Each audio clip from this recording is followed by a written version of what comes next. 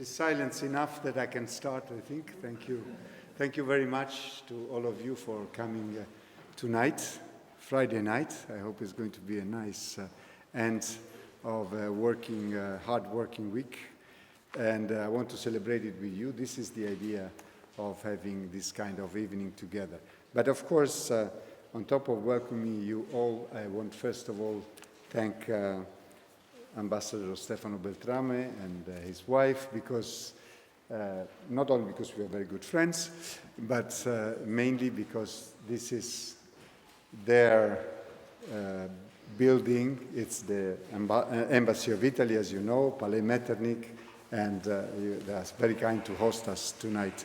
I'm sure that we will make the best use of this ambiance, and you will get to know a little bit more about it later on. And of course, thank you very much also to Ambassador Deborah Lepre, the Ambassador of Italy to the UN. So Italy is represented at its highest level here. Let me introduce a little bit the idea of tonight, because the idea is to make this concert more than just a musical event.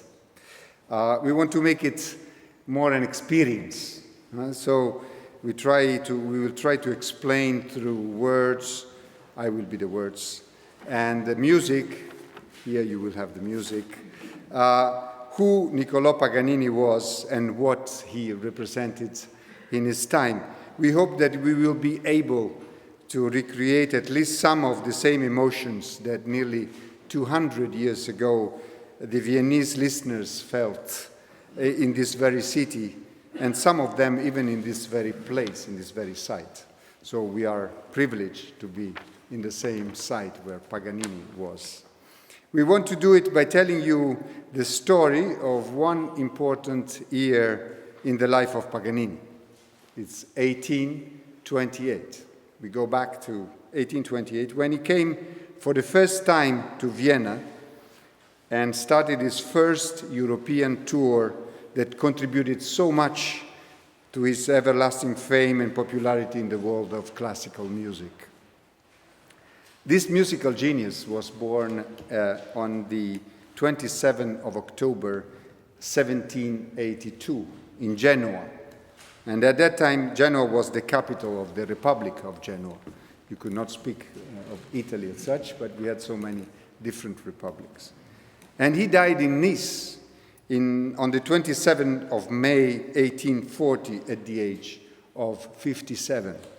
His father was a worker at the harbor of Genoa, but also a music lover and an amateur mandolinist.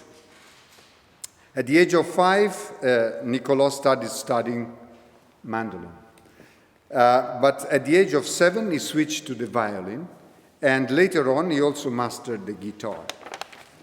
Despite his humble origins, he became the first independent artist in history to open a completely new approach to musical business. We talk in this case about musical business, because until then, everything was based on the support of patrons or rich and aristocratic families.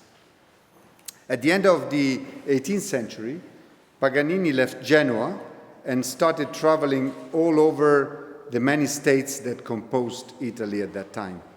So he went to Livorno, to Lucca, to Florence, to Milan, Parma, and Rome, of course.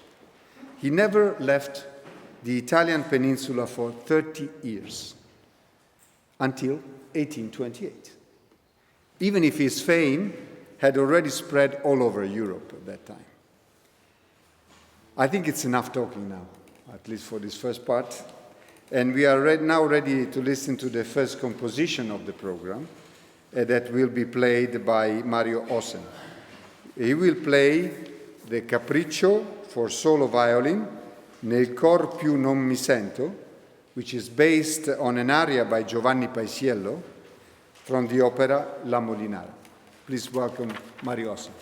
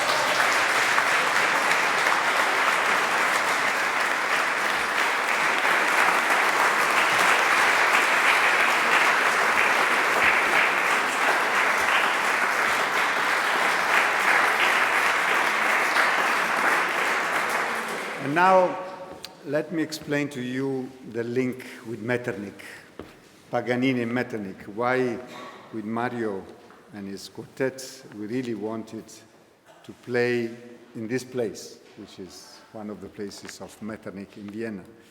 Paganini, in fact, began his musical conquest of Europe at the invitation of Prince Clemens von Metternich. Because Metternich made the original invitation in 1819, when he was in Rome. He was in Rome for a visit of the emperor, something that diplomats know very well. On that occasion, he had the chance to meet and to listen to the musician, and, no surprise, he was struck by him. Charmed with Paganini's talents, Metternich pressed him to visit Vienna. But the violinist's health was in a precarious state, and unfortunately this was often the case with Paganini. He suffered then of an intestinal disorder aggravated by the addiction to quack remedies. Trying to be in better health, he was not getting the right medicines. Let's put it this way. So it's only after 9 years from their first encounter that Paganini was able to organize his series of concerts in Vienna. And he came to Vienna in 1828, as I told you before, and he spent here 6 months, from March until August. It's interesting to know that after that he never came back to Vienna. Not because he didn't like, for sure, but he had so many other places to be and to play.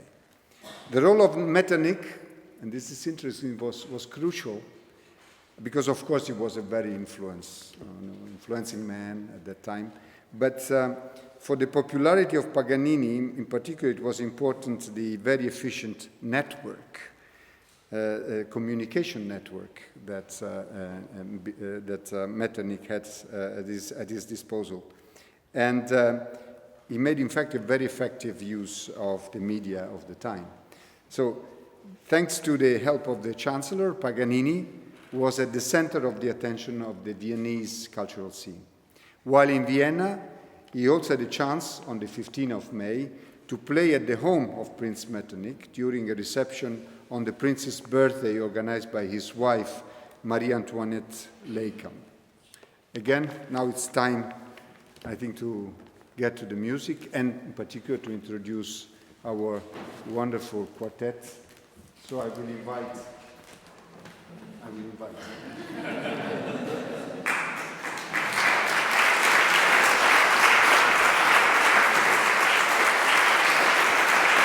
Marta Petrushka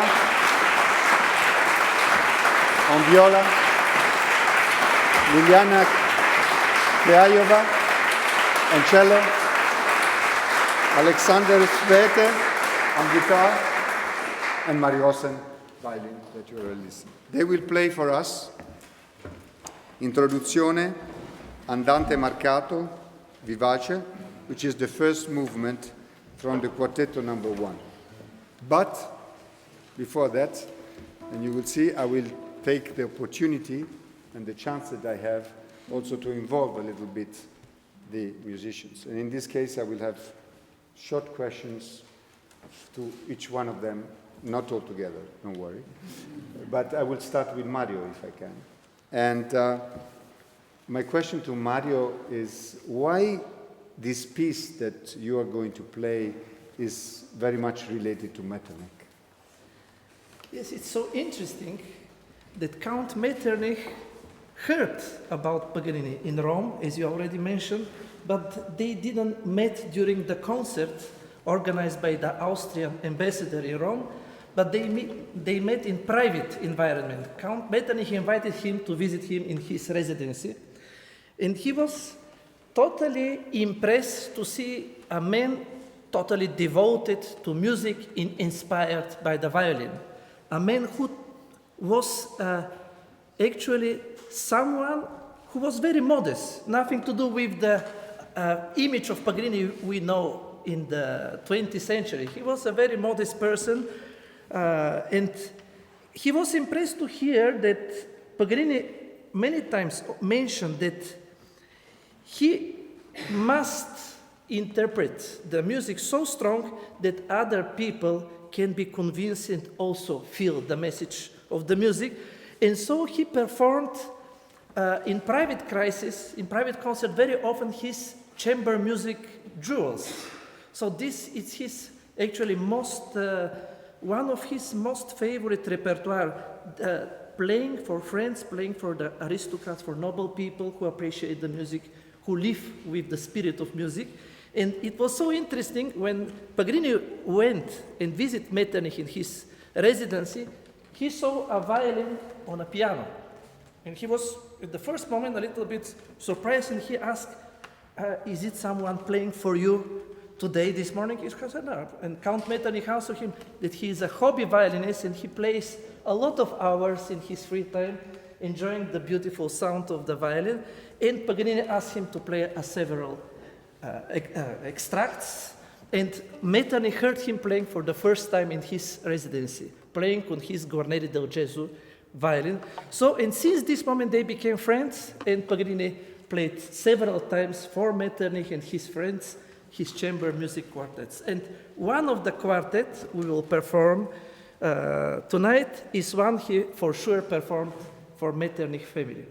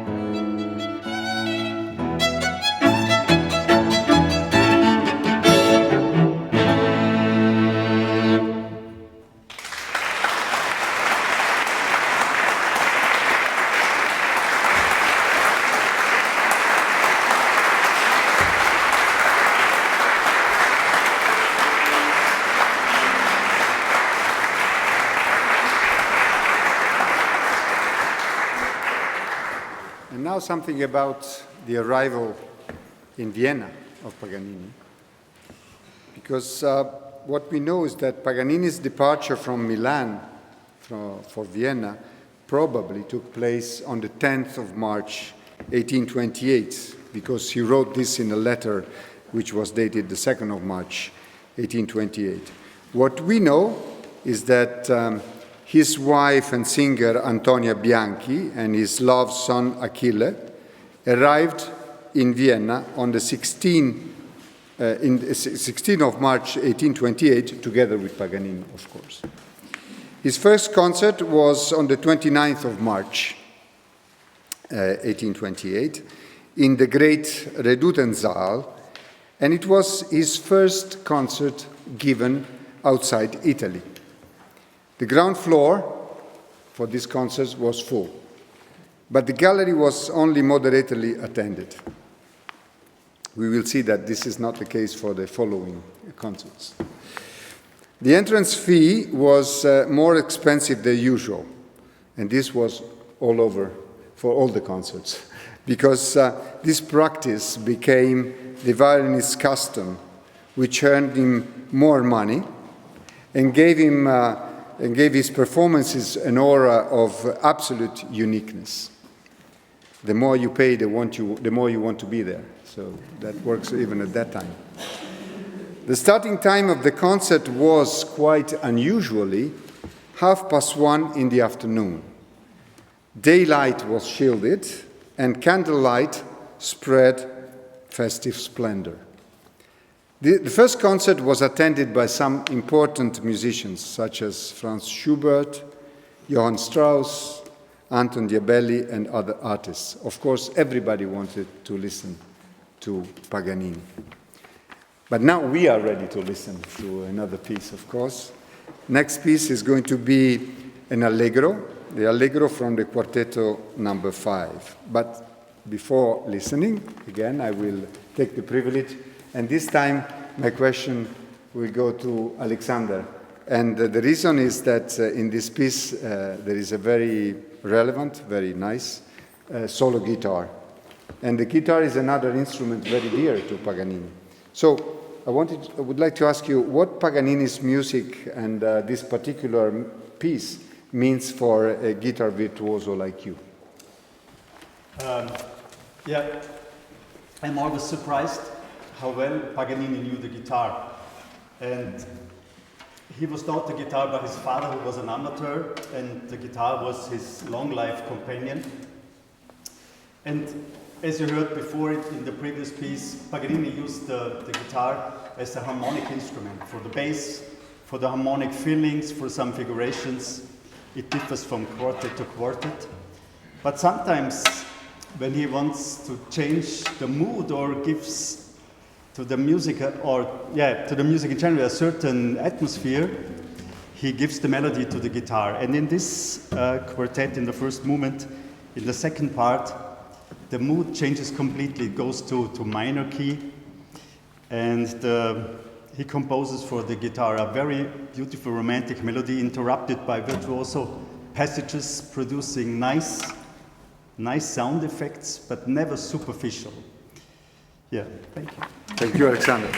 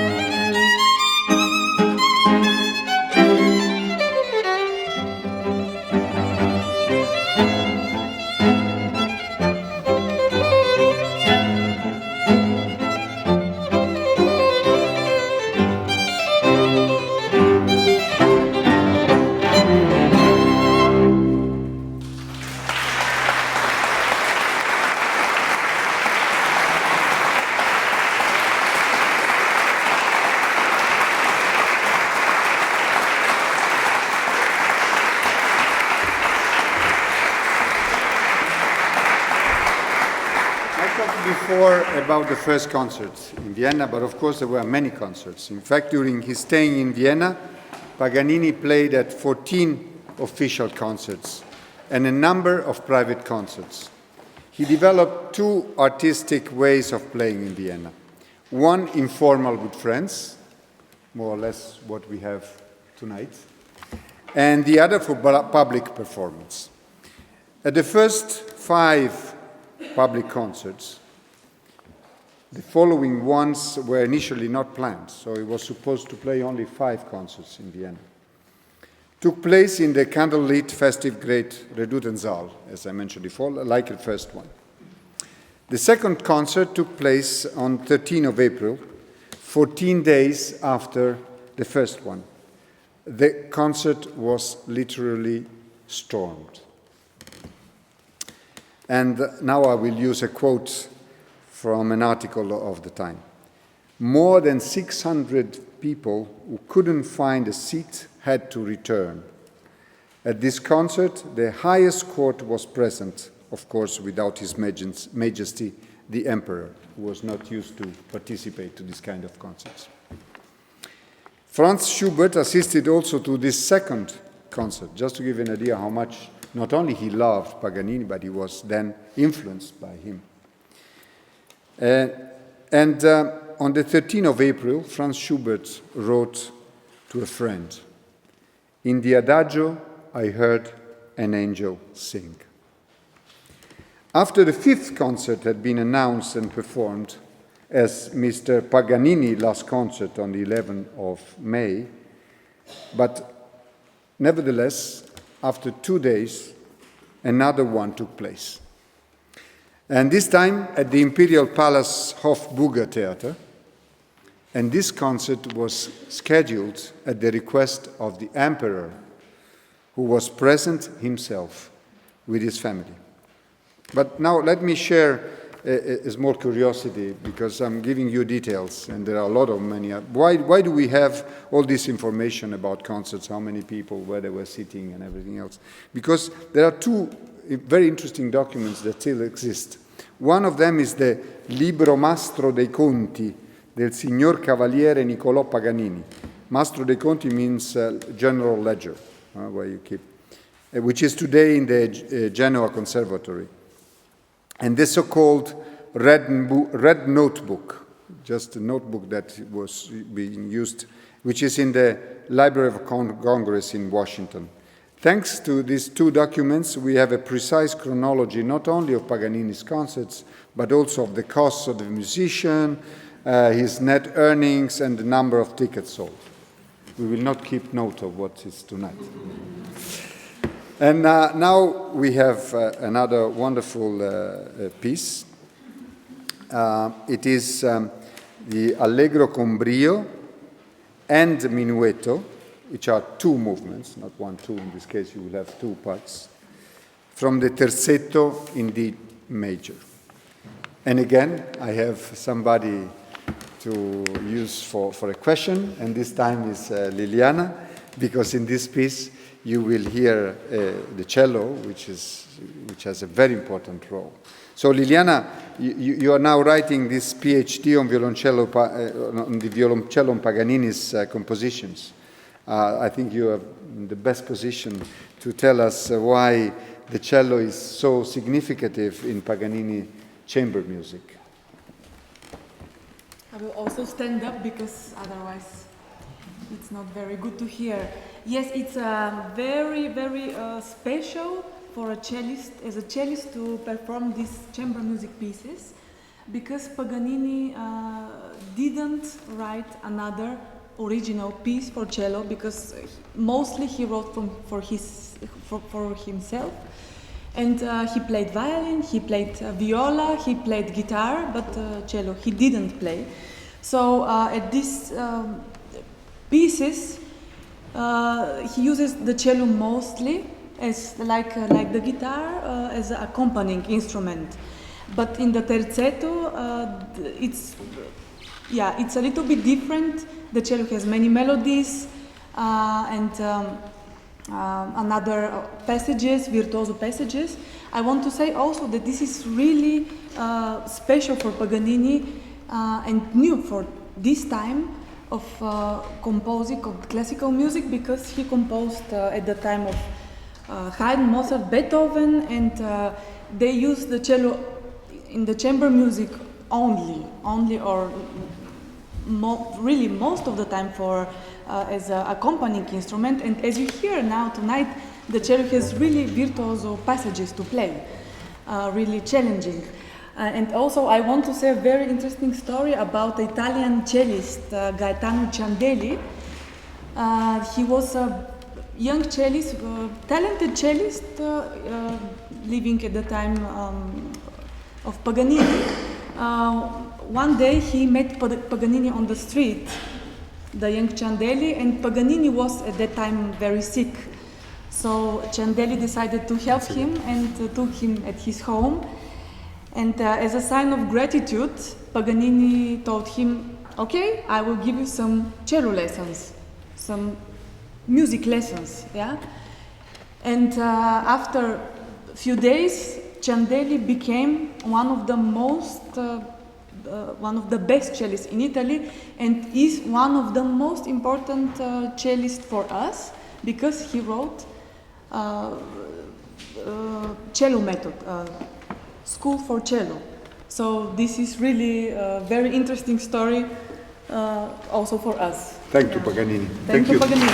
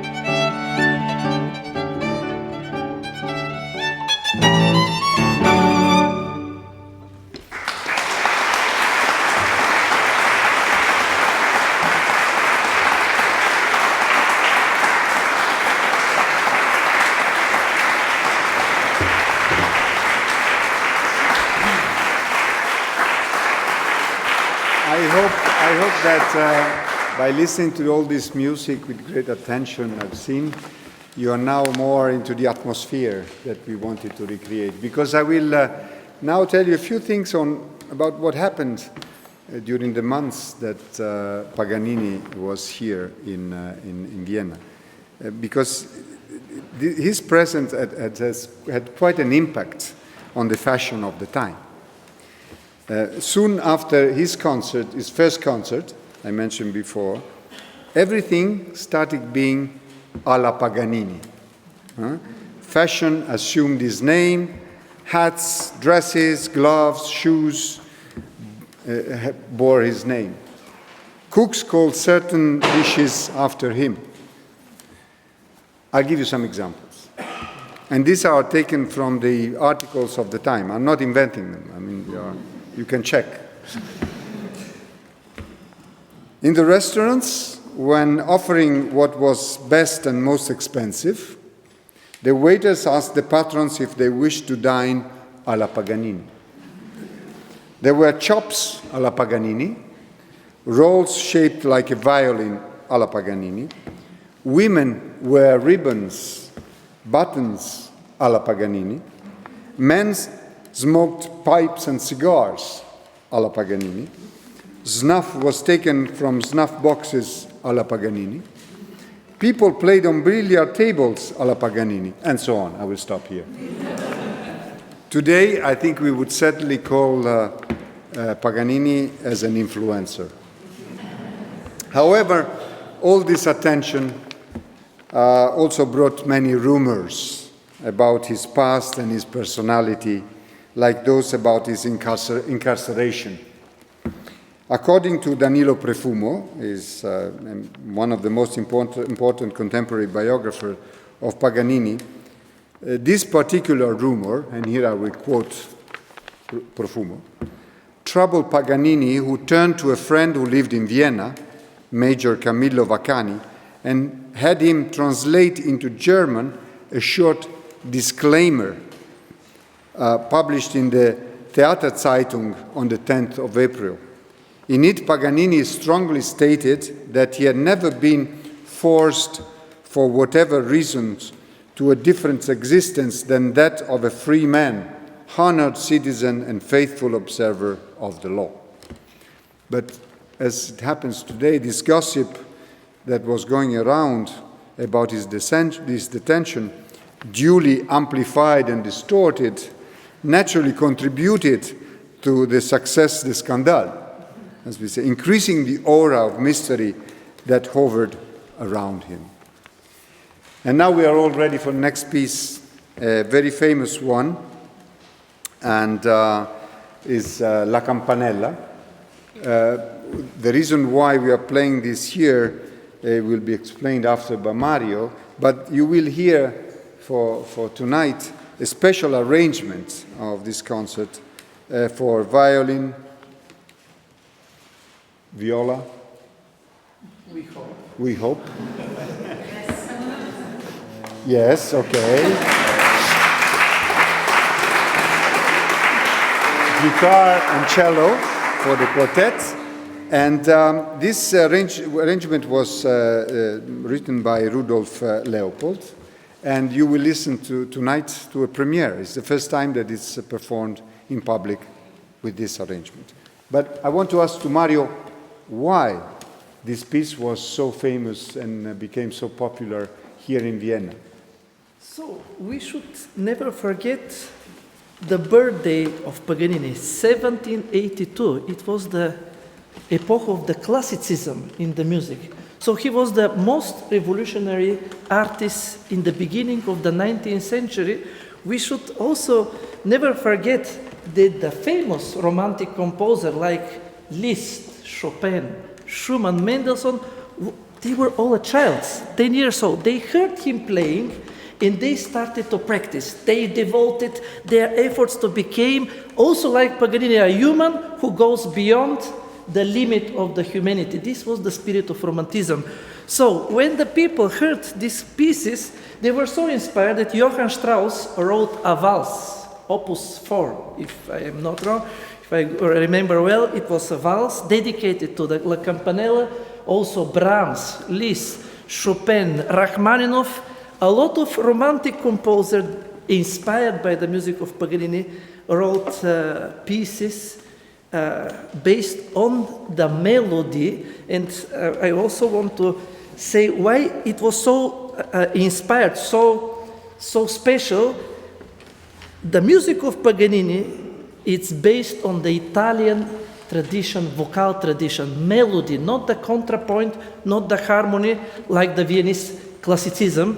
So this is a special music based on the root of Italian folklore, Italian bel canto. So this was one of the reasons so many musicians were inspired, and they started more and more to include melodies in their harmonic and contrapoint pieces. So now we will play one of the most famous melody written by Paganini. Thank you.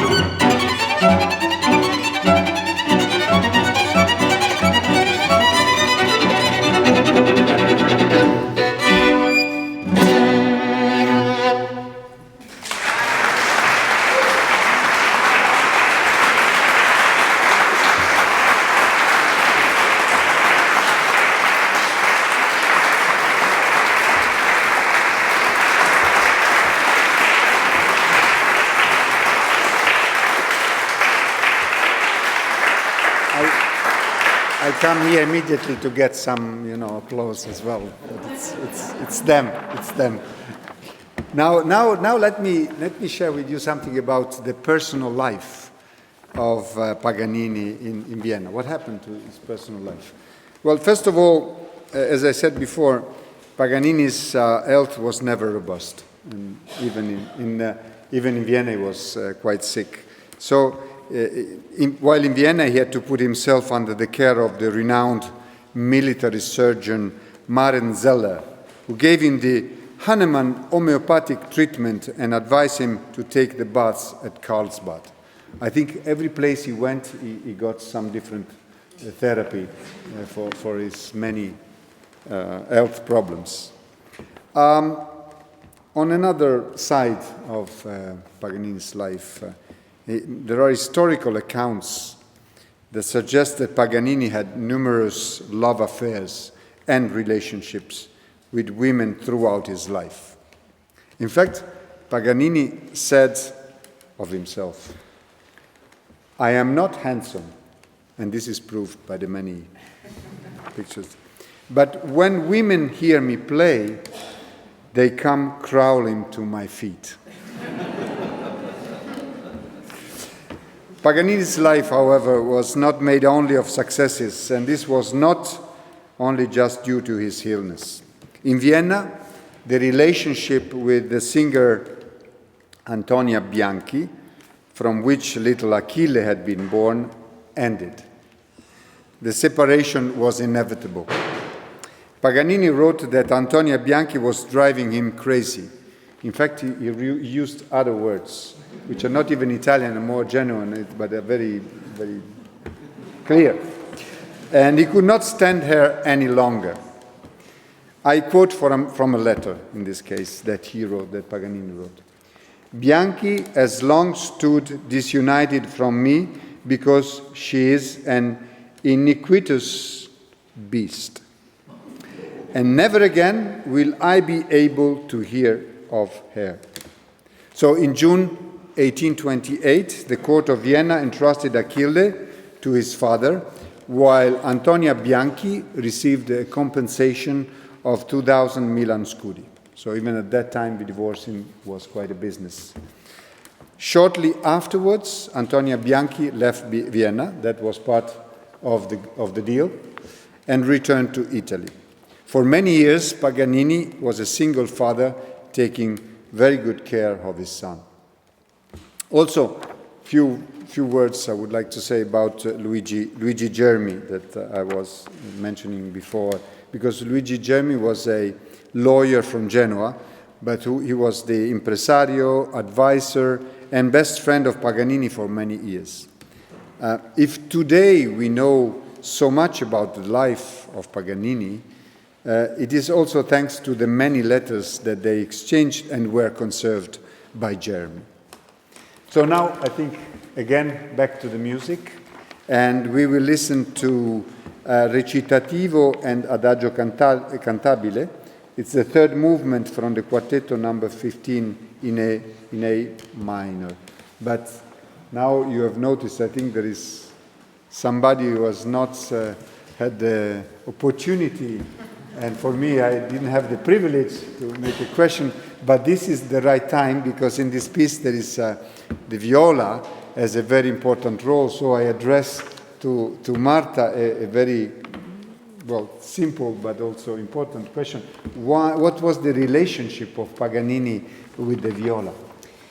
Paganini had a very close relationship with the viola throughout his life because he played this instrument. As a young boy, teenager, he was brought to a very influential viola player of that time, to Parma, director of opera in Parma, and the violist, famous violist Alessandro Rolla, to become his student. But there is an anecdote saying that Alessandro Rolla, listening to Paganini, said that, who was a young boy at that time, said he cannot teach him anything anymore. So, but they stayed in a relationship throughout their life, and they played quartets together. Who knows, maybe even the 15th quartet but probably Paganini played it himself. Anyway, Paganini composed several masterpieces for viola, which are being played until now by violists in the world, and he revolutionized the technique of playing this instrument as it became suddenly concurrence, one could say, to violin, or at least not.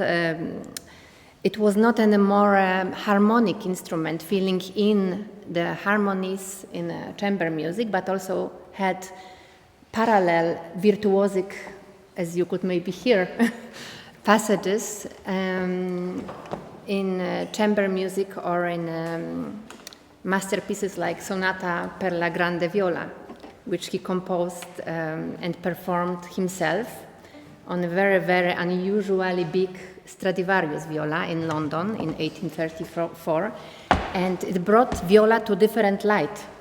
So I believe he wanted to use it maybe as a different sort of expression than he used the violin or guitar for. And maybe you can hear it now in this recitativo declamation.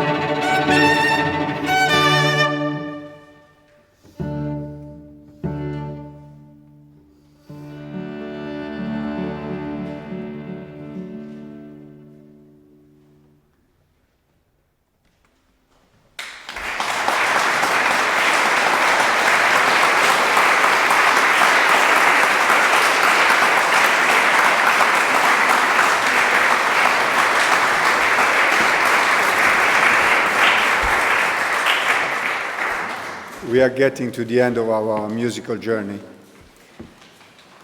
Because before leaving Vienna, Paganini received several honors. Count John Rudolf Czernin, as president of the Academy of Fine Arts in Vienna and Imperial Colonel Chamberlain, personally awarded Paganini in Palais Kaiserhaus as an imperial chamber virtuoso with a diploma, a medal, and a gold snuff box. With his final concert, Addio a Vienna, on the 24th of July 1828, Paganini took leave of the city and continued his peaceful musical conquest of Europe. He left in August, and after Vienna, Paganini toured with great success all over Europe until 1831. He played in Bohemia, in Germany, in Poland, in France, in Britain, but he never came back to Austria, as I told you before. He died of internal hemorrhaging in Nice on the 27th of May 1840 at the age of 57, but only in 1876 he was finally buried in a cemetery in Parma, because they didn't know the reasons of his death, so it was difficult to find this. To understand the influence that Paganini had on many musicians, it was mentioned before, let me conclude with a quote attributed to Gioacchino Rossini. He said, "I have only wept 3 times in my life. The first time, when my earliest opera failed. The second time, when with a boating party, a truffled turkey fell into the water. And the third time, when I first heard Paganini play." And now we have the final piece of our journey. We started with the Capriccio, and we will finish with the Capriccio. This is a Capriccio number 24, but this time the Capriccio has been arranged for a quartet, and it has been arranged by the Paganini Ensemble Wien.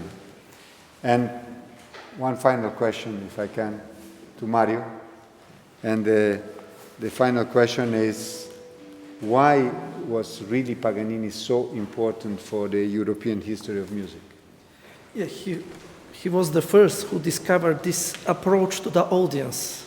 The combination, but very emotional combination between composer, interpreter, and audience is a spiritual unit. So, and he was the one who also, maybe we can say with our words, he was the first big traveling star who, before there were a lot of traveling musicians through Europe, through the noble families, cities, and so on, but Paganini was the man who put the magic in the music. He decorated, he tried to make the music unforgettable also in the way of producing, and that was one of the reasons, as I said before, that so many great composers were so impressed that they changed altogether the spirit of music in the Romanticism, in the epoch of Romanticism, together with the literature, with the painting, in all the society development. But actually, without to exaggerate, the first person who started this process was Niccolò Paganini. Back to you.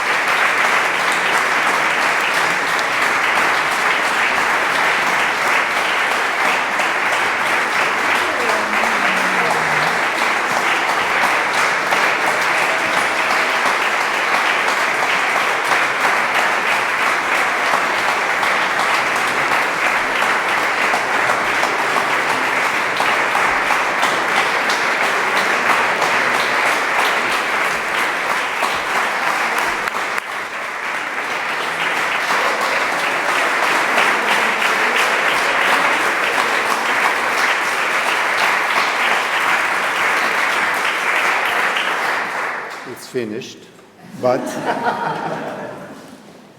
we really hope that you could feel the spirit of Paganini, and we could recreate, as we wanted at the beginning, the atmosphere. Thanks to this place. Thank you again, Stefano, because I think it was special, at least for all of us.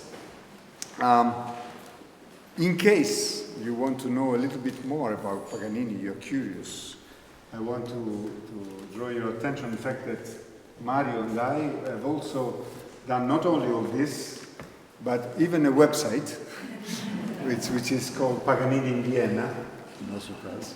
And this small QR that you find here, so that you can take this with you at home, will guide you through, and you can go and get some more information, illustrations, and even more information on this.